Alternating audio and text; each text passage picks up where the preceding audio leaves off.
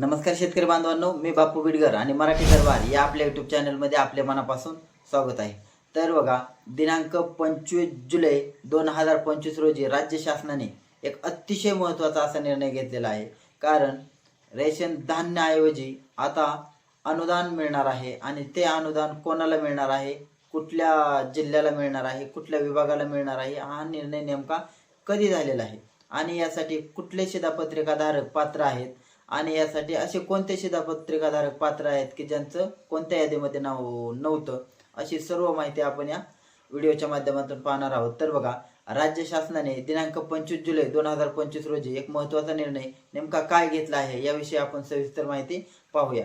तर बघा, त्यांनी या जी मध्ये काय म्हटलंय की छत्रपती संभाजीनगर व अमरावती विभागातील सर्व जिल्हे तसेच नागपूर विभागातील फक्त वर्धा जिल्हा, तर या जिल्ह्यातील APL म्हणजे जे केसरी शिधापत्रिकाधारक आहेत त्या शेतकऱ्यांना आता अन्नधान्याऐवजी थेट रोख रक्कम हस्तांतरित योजनेकरिता विभागाच्या दिनांक 28 जुलै 2023 रोजी हा निर्णय त्यांनी घेतला होता.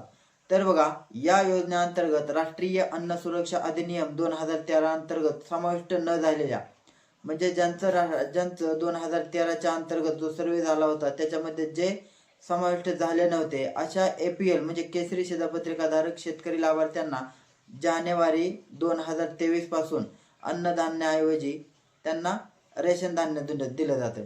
तर बघा, अन्नधान्याऐवजी त्यांना अनुदान दिलं जातं.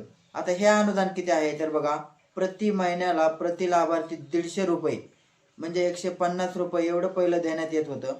परंतु शासनाने नंतर 22 जून 2024ला अजून एक शासन निर्णय काढला आणि या रकमेत वाढ केली. तर ती वाढ किती केली बघा, तर प्रतिमाह प्रति लाभार्थी 170 रुपये इतकी वाढ केलेली आहे. त्याच्यामुळे बघा 2025-26 मध्ये सदर योजनेकरता निधीची जी तरतूद आहे ती तरतूद अनिवार्य लेखाशीर्षाऐवजी कार्यक्रमाअंतर्गत लेखाशीर्षामध्ये करण्यात आले आहे. वित्तीय सल्लागार आणि उपसचिव कार्यालयाचे जे पत्रान्वये योजनेचा निधी कोषागारातून आहरण व संवितरण अधिकारी तसेच नियंत्रण अधिकारी प्राधिकृत करण्याची विनंती करण्यात आली आहे. त्या अनुषंगाने या योजनेकरता म्हणजेच बघा, या योजनेकरता एखादा अधिकारी असावा अशी विनंती करण्यात आली होती. त्या अनुषंगाने या योजनेकरता आहरण व संवितरण अधिकारी तसेच नियंत्रण अधिकारी प्राधिकृत करण्याची बाब शासनाच्या विचारात होती आणि त्यासाठी लेखाधिकारी, नागरी पुरवठा, वित्तीय सल्लागार व उपसचिव कार्यालय मुंबई यांना आहरण संवितरण अधिकारी म्हणून व वित्तीय सल्लागार व उपसचिव अन्न, नागरी व पुरवठा व ग्राहक संरक्षण विभाग मंत्रालय मुंबई यांना नियंत्रण अधिकारी म्हणून घोषित करण्यात आलेला आहे.